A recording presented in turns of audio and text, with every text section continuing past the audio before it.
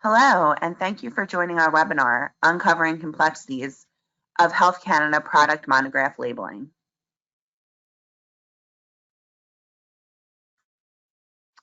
Today, we will be covering the following topics: Health Canada XML PM complexities, Health Canada XML PM FAQs, and also a Health Canada XML PM case study. Additionally, for everything that we're not covering today, you can read tech educational resources on our website in the Knowledge Center. If you follow the navigation that we have listed right here, you can also follow us on LinkedIn and Twitter for updates to our blog, videos, and just recent trending information in the pharma industry. Our speakers today will be Read Tech subject matter experts, Gary Sainer, Senior Manager of Information Solutions, and Dave Wilson, Senior Account Executive in our pharma business. So with that, I will hand the baton over to David. And David, can you please get us started? Great, thanks, Erin. And really, we'll start with just a brief summary of Health Canada's initiatives, where we are today, before we really dive into the primary topics at hand, to provide a nice baseline for anyone who might be new to the topic. So in 2016, Health Canada announced their intention to move to a new file format in which a product monograph is communicated to Health Canada. So the contents of the PM are typically going to be the health professional information, scientific information, and patient medication information. Health Canada has selected Health Level 7's SPL XML, or Structured Product Labeling XML, Extensible Markup Language. And the intention here is to improve accessibility, the quality of the review process for the product monographs, and it's specifically for human prescription drugs, radiopharmaceuticals, and human prescription biologic drugs. Like I had mentioned earlier, Health Level 7 Structured Product Labeling Extensible Markup Language is a bit of a mouthful, so we'll stick to XML PM for presentation purposes today. And when reviewing the basics, right away we can see here that there's a new set of information we're going to need. While those primary portions of the product monograph are there, when it comes to XML PM, an organization's metadata and product metadata are also part of scope here. So many times what we'll see in organizations might find differences in the narrative of the PM. They may change, but as XML PM is implemented, you may start to find that the data elements have a different cadence in which they change. How is this similar to US FDA? Well, the way they're starting is similar, right? Both starting with human prescription drugs. The source documents are essentially going to be similar in that they're both SPL XML, but the source document of the PM is different than the US narrative. And then the rendered view is a little different too. And we'll talk about that at length here as we proceed through, and really some of the more specific areas where it's a little different.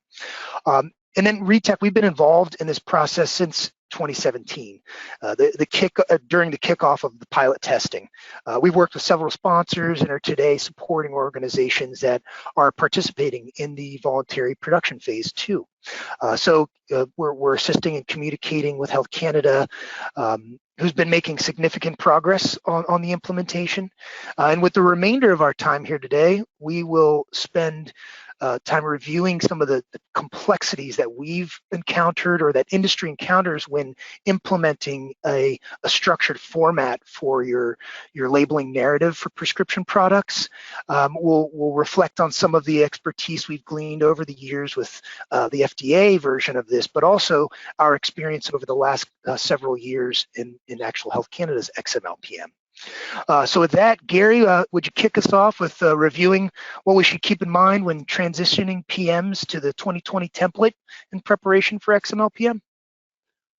Yes, thanks, David. We'll take a look at some deeper areas, some of the more technical areas of the XML product monograph project. We'll dive into this issue about the master template. First of all, to level set the conversation, those working in Canada are very familiar with the templates for the product monograph that have been revised over the years. So there's some major releases here that we have highlighted: the 2004, the 2014, and the 2016. And they have changed over the course of time, and you've written a number of product monographs based on those templates. One thing to note is there were 6 different sub-topics, if you will, in each of those template versions. So depending on your particular drug product, it would fit into one of those, and then you'd use that as kind of your standard.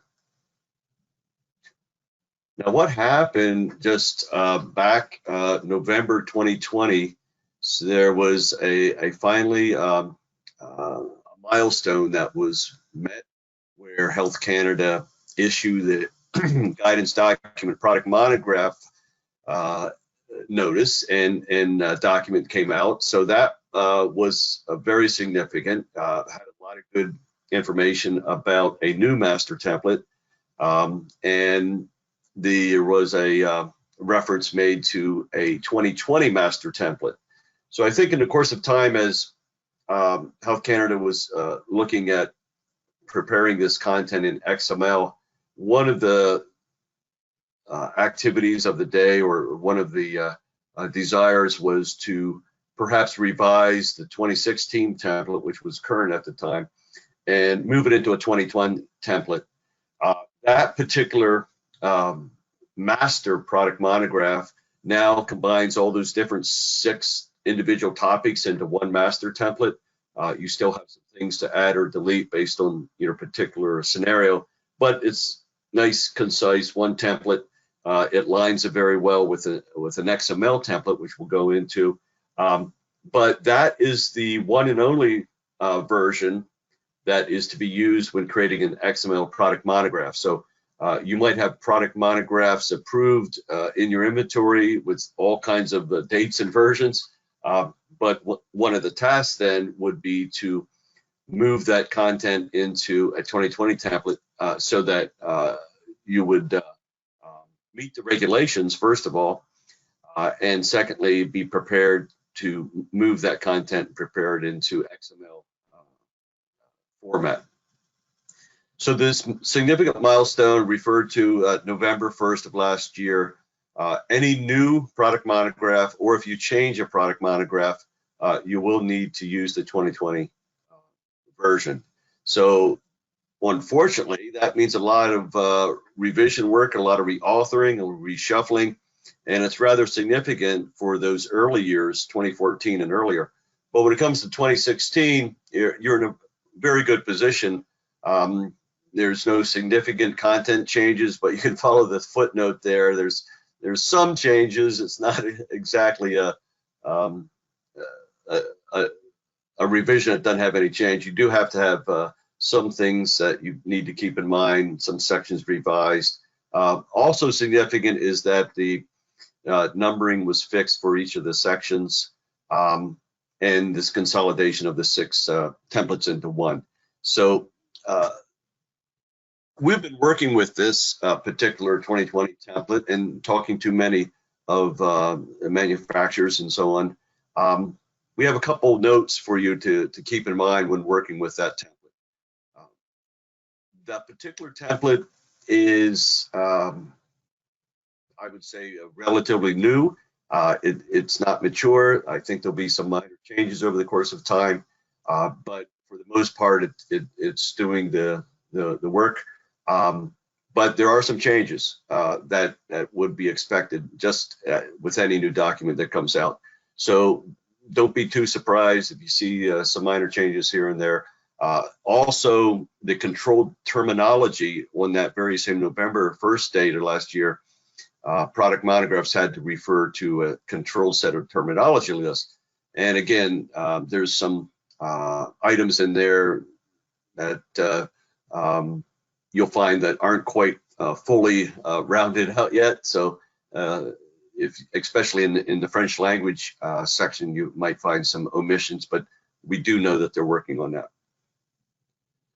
So I did mention the fact that this 2020 template has fixed numbering. I bring that up again here because if you're writing a Word document and you want to have good alignment with the XML presentation, then you should make sure that the numbering in your Word document is fixed, and that it doesn't renumber something if you take a section out. So if you have no content for a section, go ahead and omit it.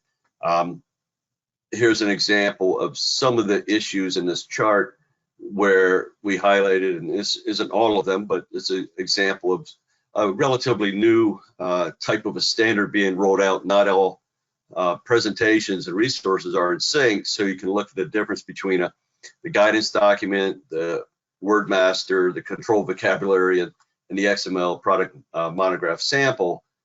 There's various versions of 14.1, so it's not always the same. So the order is a little bit misaligned in these references. The other note on the template would be images. So if those people in the audience were familiar with the FDA use of SPL, you did have control. You could center in images and have good control over that. The style sheet for XML product monograph uses left justification.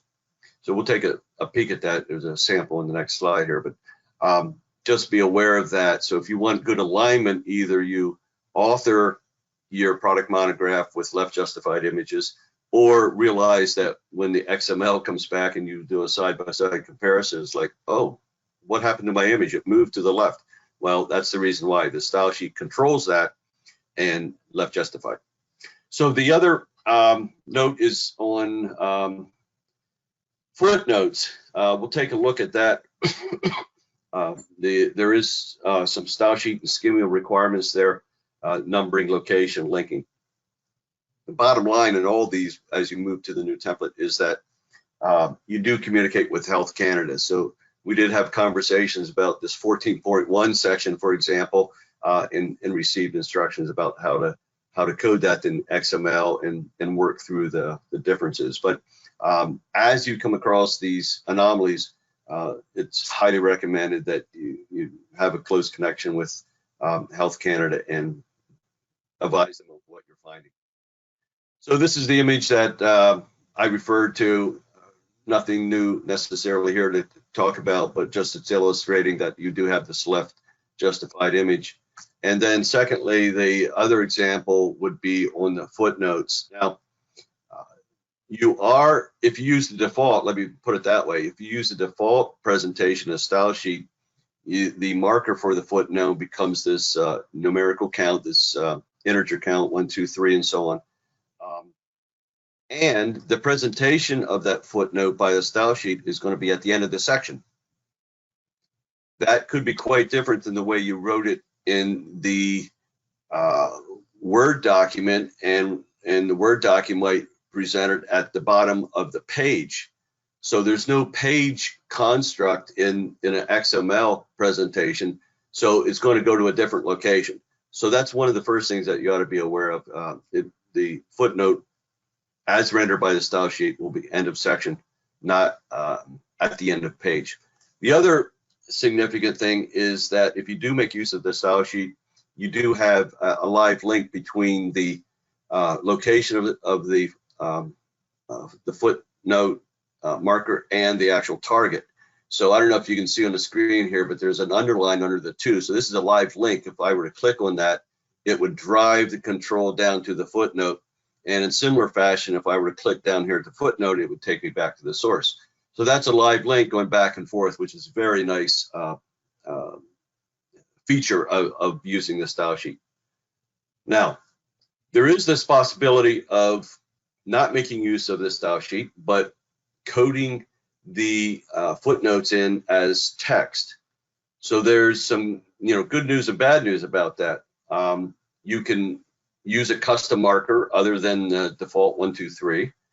You do have a custom location. So in this particular example, you see the footnote being referred to here after and or fetal risk, and there's a 2, but note it.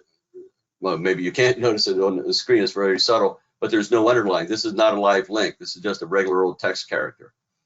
And so there's no live link between the 2. The other thing that can happen if you do entering the footnote as text is that you can locate that footnote wherever you want. So you could position it after the paragraph you would like to. So here's the target of that footnote, but it's not a live link. It's just in there as regular text with a superscript 2 in a regular line. So there's some details there on the template. I think we ought to move on. David, there's some reference here that we made to footnotes. This also comes up in coding tables. Why don't you cover some of the aspects of tables that we have encountered and make sure you talk about the footnotes as well. Yeah, thanks, Gary. And with when taking into consideration coding of tables, some items to keep in mind and areas that might be challenging at times is similar to how the images are aligned. Tables will always default to rendered left aligned as well. So this, again, it could possibly deviate to how you may have laid it out in your Word document. And again, comes back to the concept of ensuring while you're transitioning to XML/PM and your 2020 templates that you kind of take a look at both at the same time and see how can we align so that we're keeping things consistent in both representations of what we're presenting. So really back to what FDA did, the table controls and affecting the layout's a little different. Now with FDA's SPL, you can actually go cell by cell and dictate the layout of the information in a table. At the moment, Health Canada's formatting isn't as flexible. And really, they did that for a couple of reasons. We understand it's trying to keep consistency across the tables and how organizations are laying things out. You'll hear that pretty consistently throughout the processes. Really, they're looking to have it so when someone goes to reference a table, it looks familiar, right? Regardless of the product monograph, keeping consistency across different products.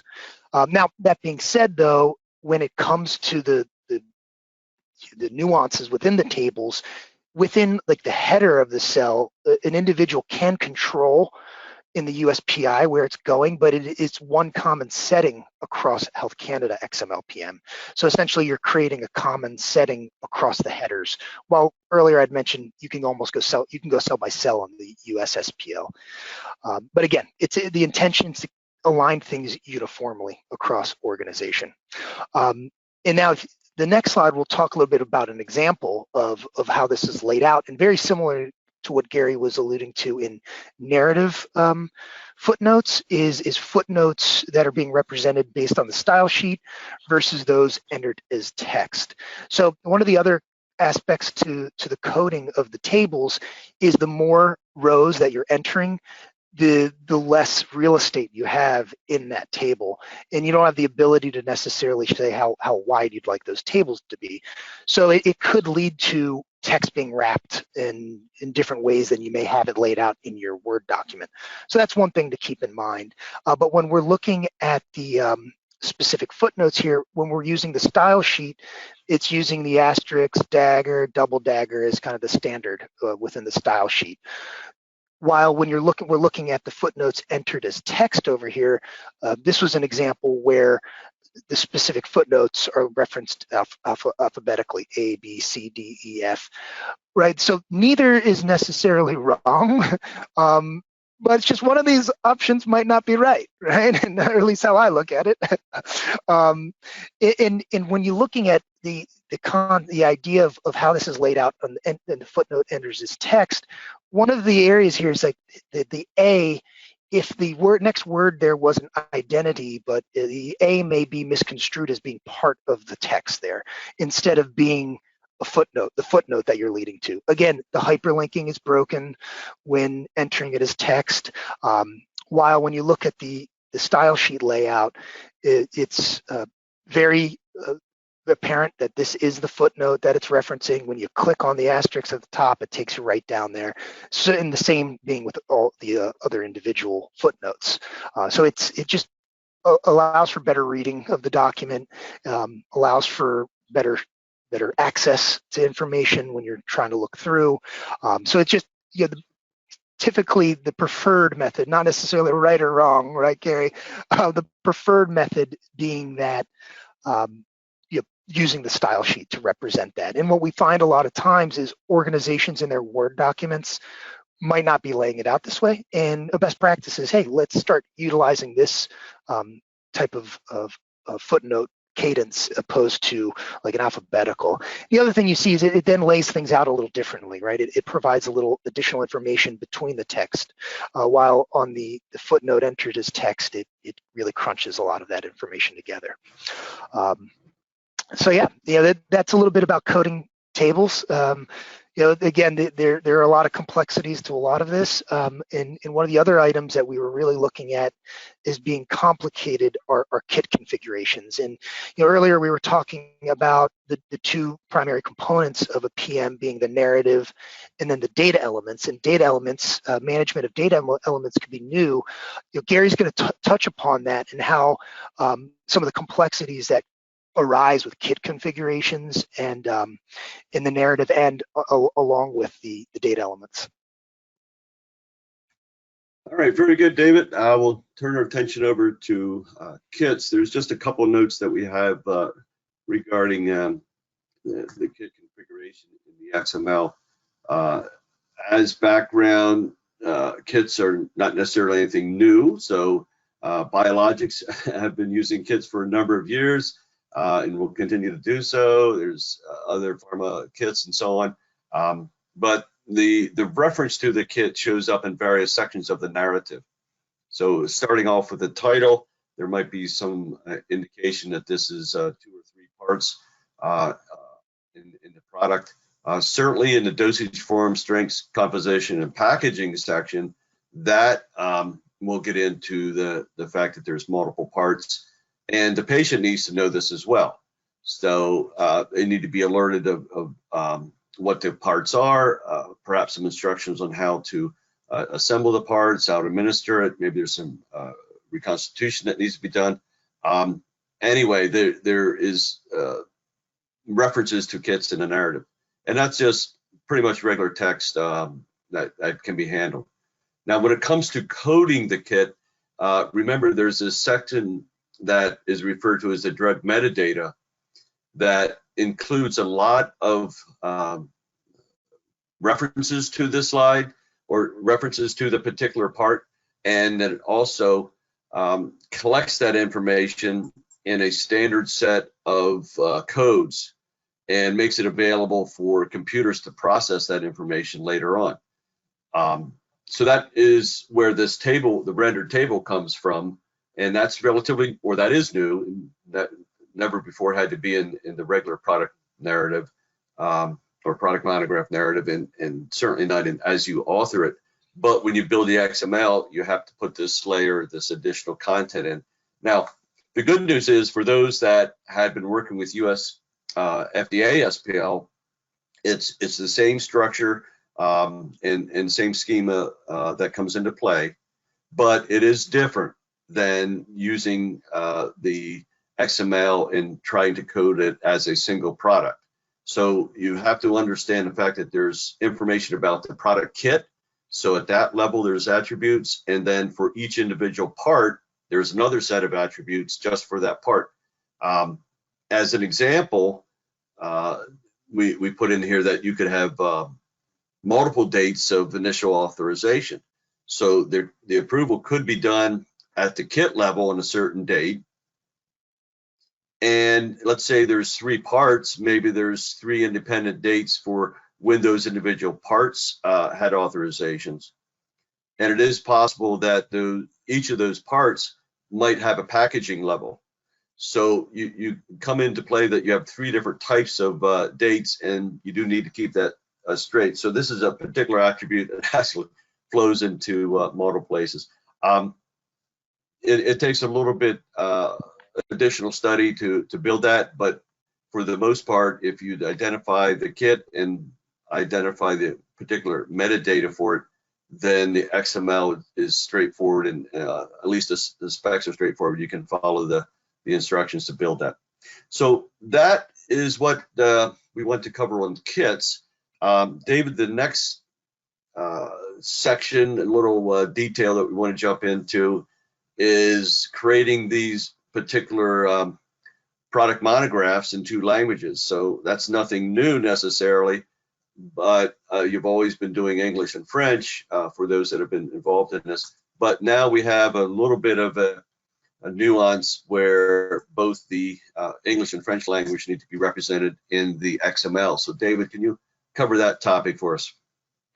Yeah, absolutely.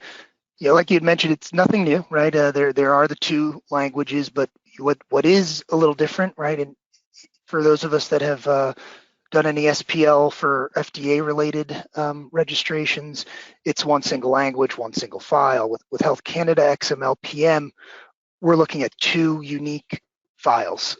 So they are different files. You can't necessarily have the entire set of both English and French in one single XML file. It'll be 2.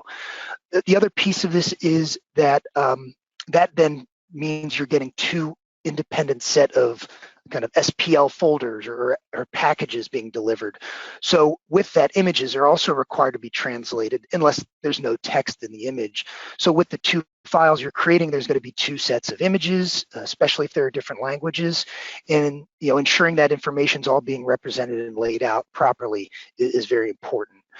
So Health Canada continues to make great progress. They continue to expand the established list of vocabularies for the XML format, right? That ranges from like dosage form, product type, route of administration, all the way to therapeutic classes, drug schedules, the ingredients. I think last we were taking a look at it, or when comparing it to FDA's substance registration system, it was something in like the hundreds of thousands of substances, while the Health Canada list still is around maybe a little over 9,000. So not sure if that's necessarily an indication of if they're going to have quite as many as FDA, or if there's still a lot of work to be done in identifying the specific controlled vocabulary and the code that is representing that term.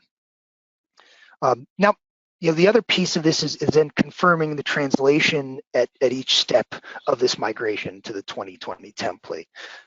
So if you could go to the next slide, Gary, what we've done here is we've kind of painted out what I'm sorry, this slide was talking a bit about the different vocabularies and how Health Canada is continuing to expand on these almost like every day. But the next slide talks a little bit about the overview and how the flow typically works. Now, in the middle there, for simplicity purposes, that's how it would work when communicating and working with ReadTech to prepare the XML for you. But regardless of how you're building the XML, whether it's a software tool you use internally, another vendor, it's always going to start with that source 2020 template that you're working on. A lot of organizations, what they'll do to help get this process a little more streamlined is move that translation a little faster and move the conversion to the XML at the same time, and then being able to just make adjustments and edits as you move through the process. So really, the timeline it's not quite as tight as FDA's, with having to register the actual SPL file after approval, but there is a tight timeline of translating and providing that the secondary language to Health Canada within 20 days in XML as well. So there are similarities in that once the first document's approved and you can move forward, you then have to get the next. So a lot of these things that we're looking at can be done in parallel, but at the same time, it's very important to keep in mind what's happening and then also maintaining version control of everything as you go through that process. Now, so some of the other aspects of this that we've been reviewing are, and we actually receive a lot of questions, whether it's from the sponsors we work with on the Health Canada pilot program, but also just from industry that reaches out and meeting with them in different meetings to review kind of our solutions and learn more about Health Canada, and even the webinars we've hosted in the past. So I know we've actually a little bit different from some of our webinars where we just open it up for questions. We've actually prepared a lot of those frequently asked questions and the answers to those. So Aaron, did you want to go ahead and, or actually, sorry, Gary, move us to the next slides, and we could talk a little bit about those. But if you do have any questions, please feel free. The chat is open where we can also address any specific questions you may have, either to the aforementioned topics or anything new we may not have touched upon. Excellent. Well, thank you, Dave and Gary, for everything that you guys covered today.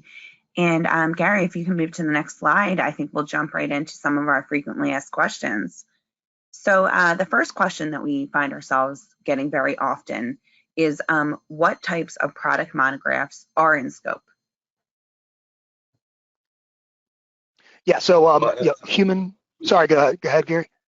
I was just going to mention, I think you actually might have touched on this one, that the human prescription, pharmaceutical, radiopharmaceutical, and biologic prescription drugs. Now, what is left off here, I think, is very important, is the over-the-counter. I think there might be at some point in time an expansion of the XML product monograph into that particular area, but it's not in scope right now. Did you want to add something, David, to that? I think it's pretty straightforward at this point. Yeah, no, you actually hit it right on the head. Right now, one thing really to keep in mind, over-the-counter drug products are not in scope. But FDA, it did start similarly, where they started with kind of higher risk type products, human prescription drugs, and then they eventually incorporated OTC into that. Sorry for repeating exactly what you just said, Gary. No big deal. Aaron, I think we're ready for the next one. Yeah. So can a product monograph template earlier than the 2020 template be converted into XML? That one's yours, David. All right, yeah. So anything new or any new modifications to a PM, the expectation is the 2020 template, right? Furthermore, they did state that it's not possible to switch during reviews, right? So if there was a review ongoing of a previous format, they don't want you switching it to the 2020 mid-review. Now, the main point in a lot of what we're talking about is that constant and open communication with Health Canada. They're very helpful in providing the guidance needed. And even when it comes to moving to including XML format into your submissions, they've been very helpful with validating files, confirming that if something isn't validating properly, negotiating then, well, can this be represented the way it is, or do we have to not include XML PM for this one since it's still voluntary? So they've been very helpful to that extent, and we've even had scenarios where the previous template version was allowed to be submitted in XML as well. So we have coded previous version into XML, but again, the expectation is the 2020 template. All right. So the next question that we are receiving a lot is, can the French and English version of the product monograph be in the same XML product monograph file? Yeah, like we said earlier, not two distinct independent files, which it is. I mean, it leads to more data, right? More information that you're managing, but it'll the downstream use of this will allow information systems access to the information being in those unique languages. So it is very helpful to have it and not just being one long flowing narrative, but having, okay, here's French version, here's English version. So it'll make IT systems and the review at Health Canada that much more efficient. Yeah, so a little corollary there is, David mentioned that there's a individual French and English XML file, but as important is that noting that there's a dedicated folder for each. So inside the folder, you either duplicate all your images that are called out so that the French and English XML can refer to them, or in the event you have text on the image, then you would have to translate that image as well. So there'd be an English set and a French set of images, and in some cases they could be different. So Aaron, I think we're ready for the next one. Great. Thank you, guys. So how are the XML product monograph files validated? Gary, you want to take that one? Oh, okay, yeah. I'll throw a first answer out there and then you can jump in.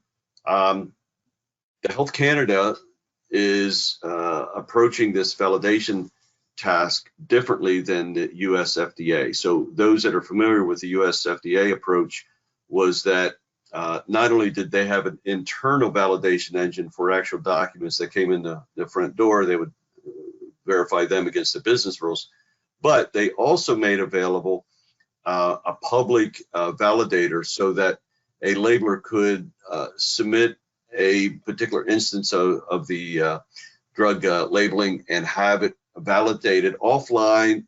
Well, it was an online check, but meaning it was outside the scope of FDA. So they were you were able to do this on your own any point in time, be able to get some feedback as to the checks that were eventually going to be completed. There was a little bit of misalignment still today between what was actually done available in the free validator light versus the actual internal one, but it was a very good, useful tool. Health Canada elected not to do that. There was some original discussions to include that utility, but they ended up not providing that free validation tool. So that leaves labelers a little bit in the unknown area where, you know, they either have to make sure that they code it very accurately and have some cross checks.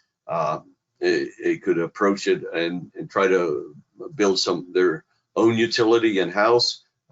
If they're using a third-party vendor will most likely have some kind of validation engine.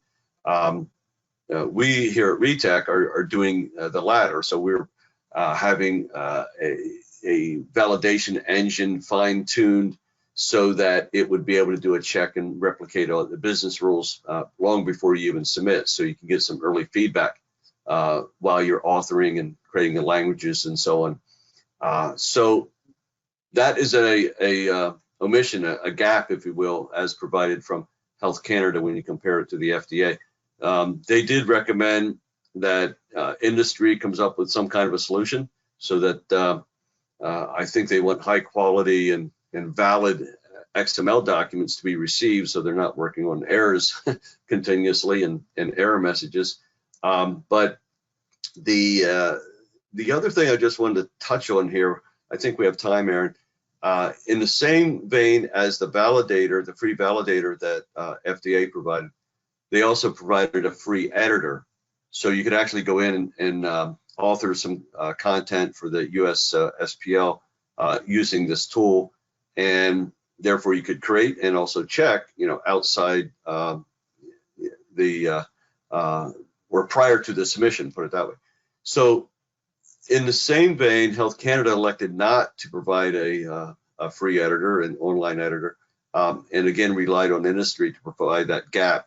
So again, there's some either internal need to put something in place to do this XML authoring, or you would use some tool or some third-party vendor that is very knowledgeable in XML, and that's actually where RETEC sits. But that's quite different, and I'm glad this question came in and we covered it, because those that are familiar with the FDA, it's not the same environment, quite different. There's two gaps here in the XML editor and also the XML validator. So Aaron, or David, did you have anything else? I guess I did only want to mention, I think I had mentioned earlier somewhere around 9,000 ingredients. We had referenced here, it's less. Maybe the entire set of controlled vocabularies may be higher, but to fact check myself, we're around 3,000 ingredients listed. Right. All right, with that, Aaron, let's do another. All right. So the alignment of client source documents with the 2020 Health Canada Product Monograph template. You want to talk about that one, David? Yeah. So like Gary had mentioned in the topic earlier with the sections 14 having changes while organizations might be going through, you know, this voluntary phase, the alignment of information that's being presented and then the information going into XML is critical. So if something like that changes down the road, right, ensuring that, all right, what we have approved and what's in the XML matches, and then ensuring that you're communicating with Health Canada, hey, we see you've made a change, should we make that change now? When would you like us to make that change? Should we wait until the next time we have to submit something to you to make that change? Those are the types of things to really keep in mind.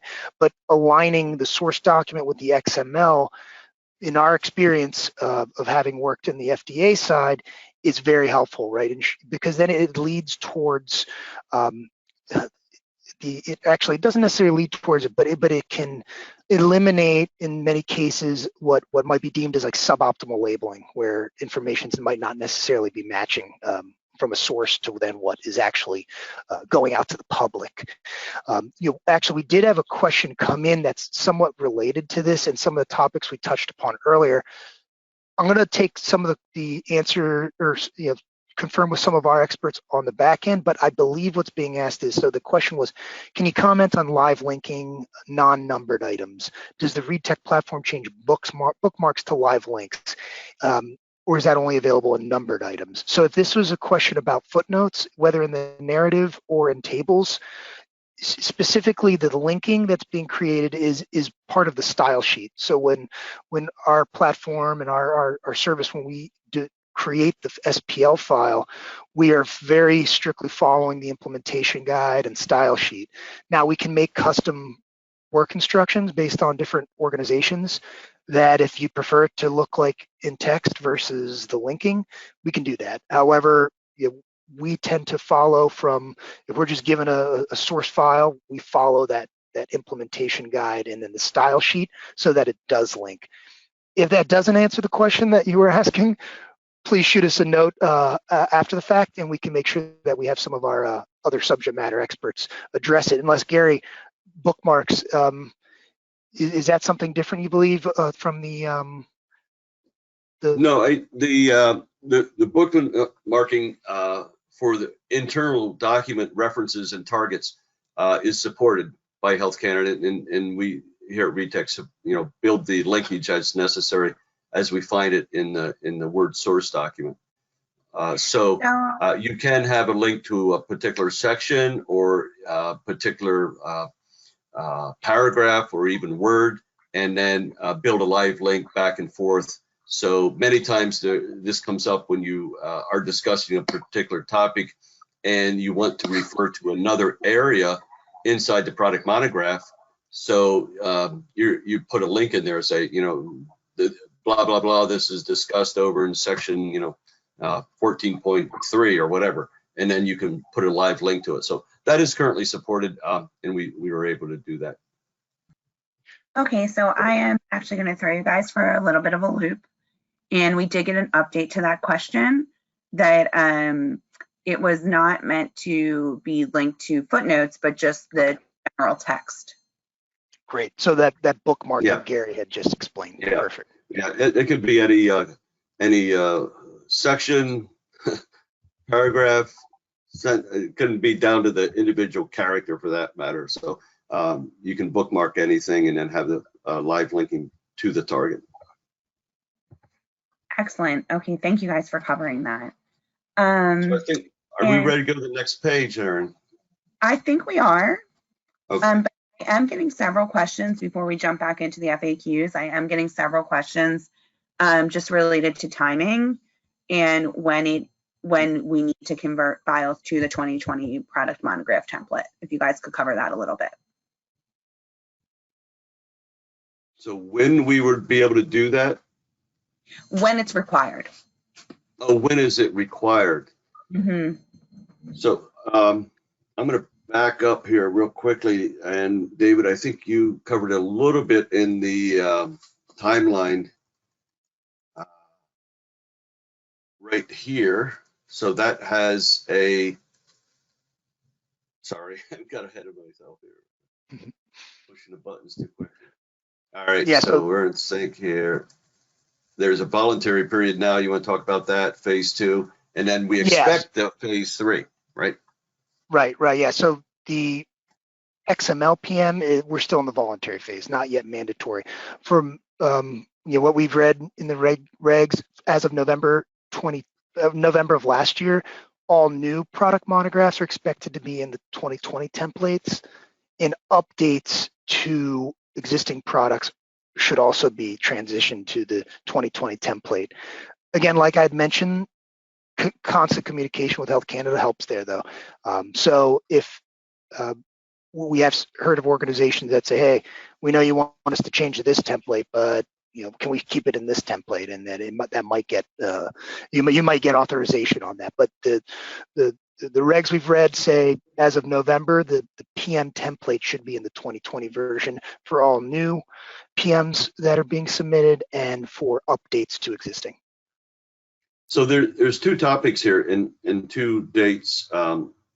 November 1 of 2020 refers to product monographs, not the XML, but your submission in the traditional Word or PDF formats. That particular date is when anything that's new, a new product monograph or a change product monograph, needs to use the 2020 master template as of November 2020. What we're looking on this chart is when that particular submission would have to be required to be received in XML. So we think that's going to happen. Health Canada definitely alluded to that. They at one time had some dates on this timeline, but now most recently they have taken the actual dates off because they moved considerably with COVID, and I think they just want to see how successful this voluntary XML product monograph time period works out with phase 2. If everything goes smoothly, I would not be surprised in 2022 there might be a date for mandatory for submission in XML for any new or changed product monograph. Now, if you look way in the future, there are numerous product monographs that are going to sit there in legacy format with no changes, and they're not new. They just kind of are dormant.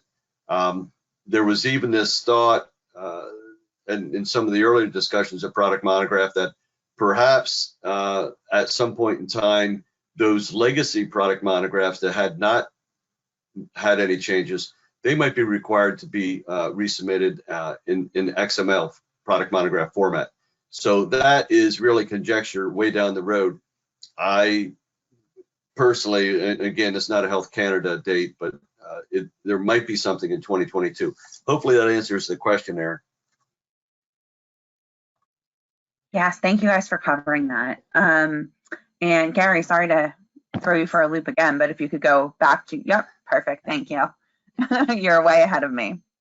I was with you. Our next frequently asked question is about finding and using the correct metadata values and codes from the Health Canada controlled vocabularies. Can you guys provide a little clarity around that? Yeah, I think jump on that one?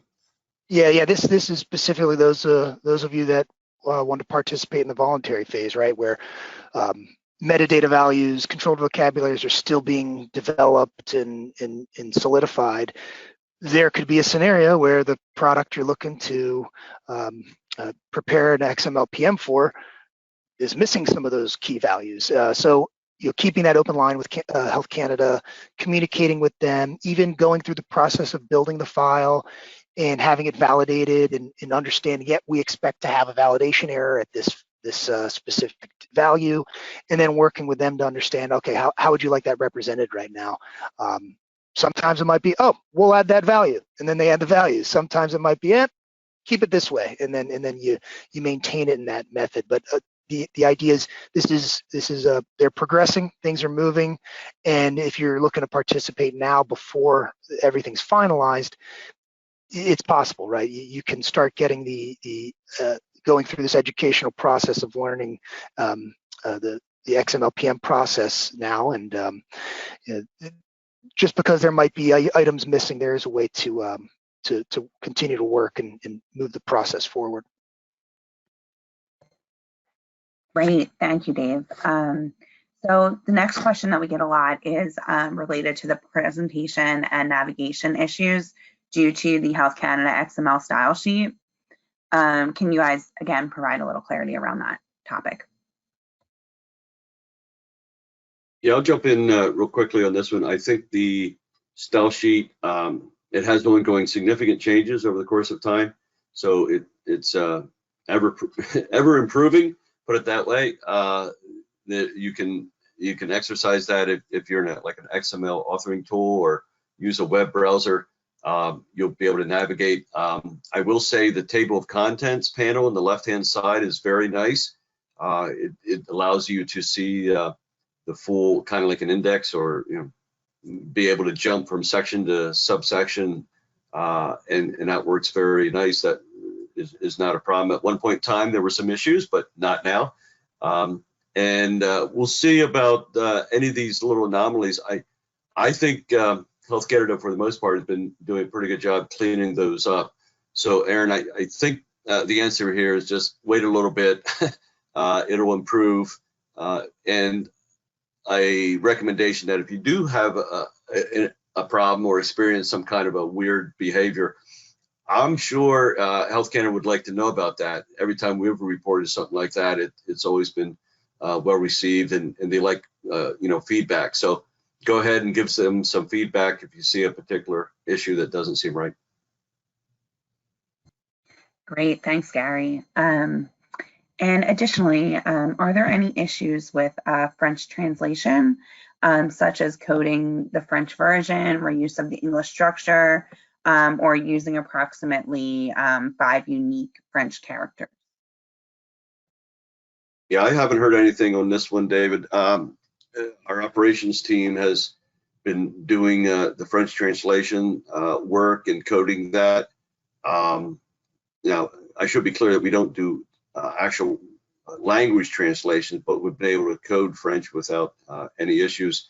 There are some additional characters in the French language that you don't see in the English. Have you heard anything, David, that you want to report on here? Yeah, I think we haven't heard any issues with the French language. So yeah, I think that you'll need to. There's a French version of the sample XML product monograph, and so you can take a look at that. There's French vocabulary lists, so they're filling that out. If you happen to see a French version of the 2020 Master Word template, I'd like to see that. But for the most part, I think they're supporting it very well. All right, let's hit the last one. And actually, and Gary, to that point, do they also provide XML templates on the? Right. Yeah, there is a French and English version of the XML template. That was a question we did see come through. Are there templates in XML there? And in Health Canada's site, they do include those. Great, thank you guys. And probably, I would say we'll wrap it up with our most frequently asked question, which is, what is the overall comparison of Health Canada XML product monographs to what most of our clients are used to with the US FDA? Yeah, I'll hit on a high level item. I'll hit a high level item and let you kind of get more detailed if you'd like, Gary. But really, what we've seen is that Health Canada's XML PM is a little more rigid than FDA's. So things can't be changed around, or sections can't be altered as much, right? It's trying to maintain a very consistent representation across all product monographs so that everyone's looking at the same sections for every product. But Gary, anything you'd add to that? No, I think you hit it. There's, for the most part, there's narrative text in both of the Health Canada and US documents. Now the order is different, the section numbering is different. They have some different ways of presenting it. So you have this very nice table of content on the side, but both of them have drug metadata that you need to collect and code into XML, and then it's rendered in a table at, in both views. So we do know that Health Canada looked very closely at the health or the FDA as a precedent. So you will see many things that look very much the same. It's a little bit different implementation, but underlying it is the same. some of that goes back to the fact that it's the very same HL7 schema is used for the XML. So a lot of the foundation of the documents are identical, but then how you implement it is a little bit different. I think what we'll find is the controlled vocabularies that the Health Canada created their own list rather than shared with the FDA. That's new and different. And the fact that there's a second language, those are probably the two major issues that are different. I will take this occasion just to mention that when Aaron sends out the content and the PowerPoint and so on, that the appendix has a nice side-by-side comparison. We don't have time to go into that today, but you could look down in that appendix and some of the resources there and do a side-by-side comparison of what the FDA implementation is versus the Health Canada.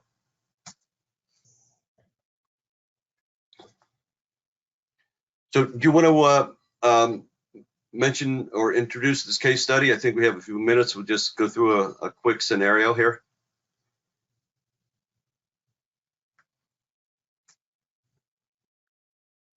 Well, David, you still there? Gary. Yeah, sorry, Gary. All right, yeah. So I'll give it maybe a quick description of this. You and I spent some time creating this fictitious company. So let me set the stage, and then maybe you can talk about how we can help. Based on some of the customers that we've talked to, this would be, again, this is a fictitious description of a scenario. There were some companies that participated in the early pilot, but there were only a few. So in this fictitious example, a quote typical company, we're going to say that they had no early exposure, no pilot exposure at all to XML. So as we work our way down through this list of things, it's somewhat in a numeric or a time sequence here, where they create their team, they learn about the templates, they read the documentation, and then they look at their inventory and say, okay, well, what would be a good candidate for us to move into XML Product Monograph? And they have to make some decisions. You know, is there a particular drug product that has some changes and we're going to have to modify it anyway, so we have to write it in the 2020 master template, and that might be a good candidate because you're going to have to reauthor it anyway and use the 2020 template. So there's a little bit of a foundation work in these first couple bullets, aligning the Word version to the XML. We talked about some good practices there, and then they needed to create a set of standard operating procedures. So they flesh this out. They have some draft ways of including the XML activity into their regular process. And in the event that they're using a third party, remember there's team members now outside of your business. We're all kind of working remotely, so that's not an issue. But they have to be included as a check off and communication going back and forth and so on. And then this fictitious company was just going to start off with a few product monographs. They didn't want to be involved in the very first day. They knew that it was a little bit beginning with some issues, but then they also wanted to move on going forward. And eventually, after that first pilot was done, migrate to the full inventory. David, can you talk a little bit about how ReadTech could help this typical company and what we would be able to do to support their efforts? Yeah, and as we gathered this information, it was primarily from the experience we've had with organizations in the pilot so far, and areas that, as we look at it from a perspective of for organizations who haven't participated yet and want to get started, those are some of the key items to really keep in mind. And really, ReadTech, we've been doing XML SPL for over 15 years, and we've been participating in the Health Canada XML PM pilot since the inception of the process, right? So today, we're in full support of phase 2 now, and we are prepared to support future phases. And we are offering incentives for organizations who would like to get started in that case study type scenario where you start preparing XML PM, aligning your 2020 templates. We have experience with reviewing various template formats and assisting with moving the templates to the 2020 template. And so, those are some of the aspects when you look at how we're assisting in what the Value Read Tech brings is really acting as the subject matter expert to help align a lot of the pieces that we talked about in our presentation today, but to also help you with the complexities around a lot of those, taking that idea of coding a table out of your hands and leaving it to the experts at Read Tech. So yeah, we're here, we're ready to help. The next slide should talk a little bit about how you can contact us to get started, or like Aaron had mentioned, the Knowledge Center that has a lot of really great information about this topic and many others. Yeah, Great. So I think, go ahead there, Aaron. No, Gary, you can go ahead. I was just going to say thanks, David, for it. It looks like it's a good fit for that typical company that, first of all, needs some guidance and some direction and some education. And here at Read Tech, we provide that along with the actual service of doing the work and building the XML. So it's a nice fit of doing the education and working through the technical side of it. And with that, we'll just leave you connect up with us and at your leisure. Very happy to connect up and talk about how we might be able to help your particular scenario and meet and be prepared for eventual compliance. So with that, Aaron, maybe you can close us off.